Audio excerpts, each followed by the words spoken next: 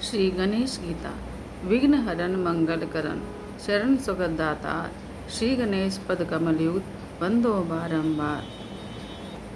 बोलो गणेश जी महाराज की जय। ब्रह्मांड में विष्णु च शिवम गणपतिम तथा अंबिका शारदाम चापे वंदे विघ्नोपशांतये। बोलो गणेश जी महाराज की जय। गणेश गीता अध्याय 1। पूर्व काल में महात्मा शौनक के पूछने पर सूत जी ने व्यास जी के मुख से श्रवण की हुई गीता को वर्णन किया। सूत जी बोले, हे भगवान वेद व्यास जी, आपने अष्टादश पुराण का सारूप अमृत मुझे पान कराया, परंतु अब उससे भी अधिक रसीले उत्तम अमृत पान करने की मुझे इच्छा है। जिस अमृत को पान कर योगी ब्रह्म रूप को प्राप्त हो जाते हैं, हे महाभाग, वह कृपा कर आप मुझसे वर्णन कीजिए। व्यास जी बोले, हे सूत जी, योग मार्ग की प्रकाश करने वाली गीता का तुमसे वर्णन करता हूँ कि जिसको वरेण्य राजा के पूछने पर संपूर्ण विघ्नों के नाशक गणेश जी ने सुनाया था।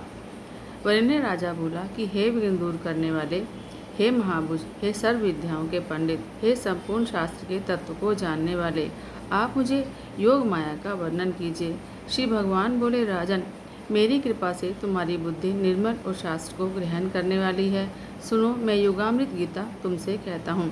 योग, इस शब्द का ही नाम योग नहीं, लक्ष्मी जी की प्राप्ति होने का नाम योग नहीं, विषय सुख की प्राप्ति होने का नाम योग नहीं, इंद्रिय संपन्न होने का नाम योग नहीं है। हे राजन, माता पिता के समागम का नाम योग नहीं है। 8 प्रकार की सिद्धि और बंधु पुत्र आदि की प्राप्ति का नाम भी योग नहीं है। अत्यंत रूपवती स्त्री की प्राप्ति का नाम योग नहीं है। राज्य की प्राप्ति और हाथी घोड़े की प्राप्ति का नाम योग नहीं है। इंद्रप्रद की प्राप्ति का नाम योग नहीं है। योग द्वारा प्रिय सिद्धि की इच्छा करने का नाम योग नहीं है। सत्यलोक की प्राप्ति को भी मैं योग नहीं मानता। श्रीपद की प्राप्ति होनी, वैष्णव पद की प्राप्ति होनी, उसका भी नाम योग नहीं है। हे राजन, सूर्य, चंद्र और कुबेर के पद की प्राप्ति होने का भी नाम योग नहीं। वायु स्वरूप, अग्नि स्वरूप, देव स्वरूप, काल स्वरूप, वरुण स्वरूप, नेत्री स्वरूप संपूर्ण पृथ्वी के राज पाने का नाम भी योग नहीं है। हे राजन, योग अनेक प्रकार का है, परंतु योग वही है जिसको प्राप्त होकर ज्ञानी लोग संसार से विरक्त होते हैं तथा आहार जीतकर इच्छा रहित होते हैं। ज्ञानी लोग तीनों जगत को अपने वश में करके संपूर्ण जगत को पवित्र करते हैं। उनका हृदय दया से पूर्ण होता है और वह किसी को बोध भी करते हैं।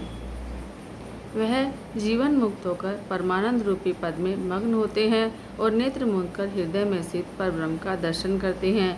योग से वशीभूत किए चित्त में परब्रह्म का ध्यान करते हैं। संपूर्ण प्राणियों को ज्ञानी अपने तुल्य जानते हैं। कहीं किसी कारण से आच्छन्न, कहीं किसी से ताड़ित, कहीं किसी से आकर्षित, कहीं किसी से आश्रित, दयापूर्ण हृदय होकर पृथ्वी में भ्रमण करते हैं। क्रोध को जीते जितेंद्रिय हुए लोगों पर अनुग्रह करने को विचरते हैं। हे राजन, वे केवल देह मात्र को ही धारण करने वाले, मिट्टी, पत्थर, स्वर्ण के समान दृष्टि रखने वाले, इस प्रकार के महाभाग पुरुष जिस योग के द्वारा दृष्टिगोचर हो जाते हैं, उस श्रेष्ठ योग को मैं तुमसे इस समय कहता हूँ, जिसके सुनने से यह प्राणी पापों से और भवसागर से पार हो जाता है। हे राजन, शिव, विष्णु, शक्ति, सूर्य और मुझ में जो अभेद बुद्धि करनी है, उसी का नाम है यथार्थ योग। मैं ऐसा मानता हूँ। मैं ही इस जगत की उत्पत्ति, पालन और संहार अपनी लीला से ही अनेक वेश धारण पूर्वक करता हूँ। मैं ही महाविष्णु, मैं ही सदाशिव, मैं ही महाशक्ति, मैं ही सूर्य और यम हूँ। मैं ही एक मनुष्यों का स्वामी, इन 5 प्रकार से पूर्व काल में उत्पन्न हुआ हूँ। मैं जगत की कारण माया का भी कारण हूँ। मुझको अज्ञानी लोग नहीं जानते। मुझ ही से अग्नि, जल, आकाश, पृथ्वी, पवन, ब्रह्मा, विष्णु, रुद्र, लोकपाल, 10 दिशाएं उत्पन्न हुई हैं। इसी प्रकार 8 वसु, मुनि, गो, मनु, पशु, नदी, समुद्र, यज्ञ, वृक्ष, पक्षियों के समूह, 21 स्वर्ग, 7 नाग, वन, मनुष्य, पर्वत, साध्य, सिद्ध, राक्षस इत्यादि सब मुझसे हुए हैं। मैं ही सबका साक्षी हूँ और सब जगत का नेत्र, सब कर्मों से अलिप्त हूँ। निर्विकार, अप्रमेय अर्थात प्रमाणों द्वारा भी जानने में नहीं आता, अव्यक्त, संपूर्ण जगत में व्याप्त और अविनाशी हूँ। हे राजन, मैं ही परब्रह्म, अव्यय, आनंद स्वरूप हूँ। मेरी माया संपूर्ण जगत को और श्रेष्ठ पुरुषों को भी मोहित करती है। जो माया सदा काम, क्रोध आदि 6 विकारों में इन प्राणियों को लगा देती है, योग से जब धीरे धीरे अनेक जन्म के माया के कपाट दूर होते हैं, तब यह प्राणी विषयों से जागकर और उनसे विरक्त होकर ब्रह्म को जानते हैं। जो ब्रह्म शस्त्र समूह से छेदन नहीं हो सका, अग्नि से दग्ध नहीं हो सका, जल से गल नहीं सका, पवन से सूख नहीं सका, हे राजा, जो इस शरीर के नष्ट होने पर भी नष्ट नहीं होता, वही ब्रह्म है। वेद त्रय में प्रीति करने वाले, केवल कर्म करने वाले मूढ़ लोग श्रुति की कही हुई फल प्रतिपादक वाणी की ही प्रशंसा करते हैं, दूसरी बात को नहीं मानते हैं। इसी कारण वे जन्म और मृत्यु के फल देने वाले कर्मों को सदा करते रहते हैं। वे स्वर्ग के ऐश्वर्यों में ही लगे रहते हैं। इन भोग बुद्धि वालों की चेतना नष्ट हो जाती है। हे राजन, वे आप ही अपने निमित्त बंधन बनाते हैं। मूढ़ और कर्मपरायण मनुष्य संसार चक्र में पड़ते हैं। जिसको जो कर्म विधान किया है वह मेरे अर्पण करना चाहिए, तब इन प्राणियों के कर्म रूप बीजों के महाअंकुर नष्ट हो।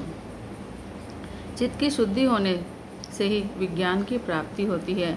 विज्ञान के द्वारा ही ऋषियों ने परब्रह्म को जाना है। हे राजन, इस कारण जो कर्म करे वह बुद्धि युक्त है, अर्थात मेरे अर्पण करे। कारण कि जिस कर्म का त्याग होने से स्वधर्म का त्याग होता है वह त्याग उचित नहीं है। जो कर्म का त्याग करेगा तो चित्त शुद्धि नहीं होगी। चित्त शुद्धि न होने से ज्ञान की प्राप्ति नहीं होगी और सिद्धि की भी प्राप्ति नहीं होगी। बिना चित्त शुद्धि के ज्ञान में अधिकार नहीं है। इस कारण पहले आसक्ति रहित होकर कर्म करना उचित है। कर्म से शुद्ध हृदय होकर अभेद बुद्धि को प्राप्त होता है। उसी का नाम योग है, जिससे प्राणी अमर हो जाता है। हे राजन, मैं और भी उत्तम योग कहता हूँ, तुम उसे सुनो। पशु, मित्र, पुत्र, शत्रु, बंधु और सज्जन पुरुष, इन सब में समान दृष्टि करनी चाहिए। बाहर भीतर एक सी दृष्टि रखनी। सुख, दुख, क्रोध, हर्ष, भय, इनमें समान रहना चाहिए। रोग की प्राप्ति हो चाहे भोग की, जय हो विजय हो, लक्ष्मी की प्राप्ति हो या अप्राप्ति हो, हानि लाभ, जीवन मरण, इन सब में मन को समान रखना उचित है। सभी वस्तुओं में समान भाव से बाहर भीतर मुझे स्थित जानना। सूर्य, चंद्रमा, जल, अग्नि, शिव, शक्ति, वायु, ब्राह्मण, छोटे सरोवर, महानदी, तीर्थ, पाप आदि क्षेत्र, विष्णु, संपूर्ण देवता, यक्ष, उरग, गंधर्व, मनुष्य, तिरछे चलने वाले जीव, इन सब में जो मुझे सदा समान दृष्टि से देखता है वही योग का जानने वाला कहता है। हे राजन, जो ज्ञान द्वारा इंद्रियों को स्वार्थ से हटाकर सर्वत्र समान बुद्धि रखता है वही योग माना गया है। अपने धर्म में आसक्त चित्त प्राणी की दैव योग से जो आत्मा और अनात्मा के विचार की बुद्धि उत्पन्न होती है, उस बुद्धि के योग का ही नाम योग है। और उसी बुद्धि के न होने से प्राणी धर्म अधर्म का त्याग करता है। इस कारण योग में बुद्धि लगानी उचित है। निष्काम कर्म में कुशलता ही योग है। जितेंद्रिय बुद्धिमान धर्म और अधर्म के फल को त्याग करके जन्म बंधन से मुक्त होकर ब्रह्मलोक को प्राप्त होता है। जब इस प्राणी की बुद्धि मोह रूपी अविद्या से रहित होगी, तब क्रम से इस प्राणी का श्रवण योग्य वेद वाक्यादिकों में जो फल प्रतिपादन करते हैं उनमें क्रम से वैराग्य होगा।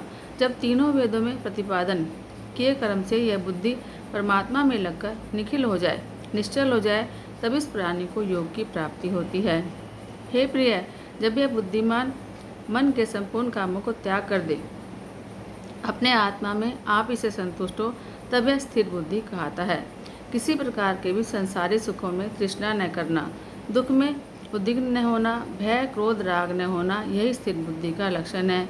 जिस प्रकार से कछुआ सब ओर से अपने अंग सिकोड़ लेता है, उसी प्रकार से योगी को उचित है कि विषयों से इंद्रियों को खींचे। भोजन त्यागने के वाले के विषय नष्ट हो जाते हैं, परंतु उनका अनुभव बना रहता है। परंतु वैराग्य से ब्रह्म की प्राप्ति होने से वह राग भी नष्ट हो जाता है। हे राजन, जिनके इंद्रिय वश में नहीं है, वे स्थिर भाग प्रज्ञा वाले नहीं होते। इंद्रियगण मोक्ष के प्रयत्न करने वाले विद्वान पुरुष का भी मन कर लेती है। इस कारण इंद्रियों को वश में करने का प्रयत्न करना, इंद्रियों को वश में करके सदा योगी को मेरा प्रायण होना चाहिए। कारण कि जिसकी इंद्रियों में वश में हो गई हैं, उसी को स्थित प्रज्ञ कहते हैं। विषयों की चिंता करने वाले पुरुष को इन सब में अनुराग हो जाता है। आसक्ति से कामना होती है और उससे क्रोध की उत्पत्ति होती है। क्रोध से अज्ञान और इससे स्मृति भ्रंश होता है। स्मृति भ्रंश से बुद्धि नष्ट होती है और बुद्धि नष्ट होने से यह प्राणी नष्ट हो जाता है। अनुराग और द्वेष से रहित अपने वश में आई इंद्रियों से विषयों का भोग करके भी चित्त को वशीभूत किए जन है शांति को प्राप्त होते हैं। एक संतोष की प्राप्ति होने से तीनों प्रकार के दुख नष्ट हो जाते हैं। इस प्रकार स्थित प्रज्ञा वाले का मन प्रसन्न हो जाता है। बिना चित्त प्रसन्न हुए इस बुद्धि की प्राप्ति नहीं, और बुद्धि के बिना श्रद्धा नहीं, और श्रद्धा के बिना शांति नहीं, और शांति के बिना सुख नहीं होता। पवन जिस प्रकार नाव को जल में डुबो देती है, वैसे ही मन विषयों में विचरने वाले अवशीभूत इंद्रिय रूपी घोड़ों में से जिसके अनुकूल चलता वही उसकी प्रज्ञा को हर लेता है।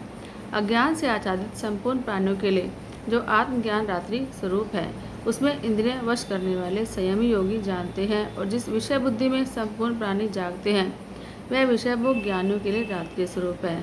जिस प्रकार से सब नदियाँ और जल समुद्र में प्रवेश करते हैं और उसकी तृप्ति नहीं होती, उसी प्रकार सब कामना पूरी करने वाले को शांति नहीं मिलती।